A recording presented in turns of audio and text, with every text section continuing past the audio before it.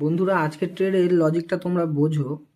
তো মার্কেটে আমি ট্রেড নিয়েছিলাম, তারপরে ভিডিওটা বানিয়েছি। তো এরপরে স্টপ লসও দেবো, তারপরে পুরো মার্কেটটা মার্ক করব। তোমরা পুরো ভিডিওটা দেখো।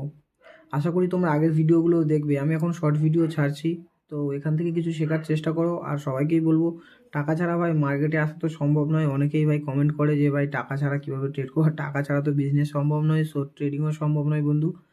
তো আর আগেই প্রথমে একটা কথা বলবো, আগে একটা মেন্টর খোঁজো।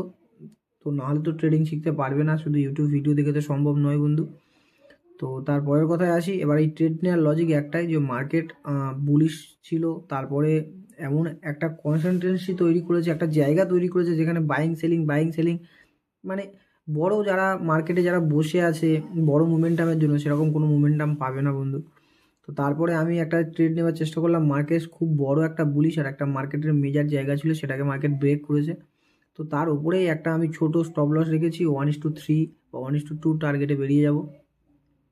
তো তোমরা পুরো ভিডিওটা দেখতে থাকো, আমি ভিডিওটা কীরকমভাবে মানে করেছি আর তারপরে কিভাবে ট্রেডটা নিয়েছি। পুরো ভিডিওটা তোমরা না দেখলে বুঝতে পারবে না লজিকটা।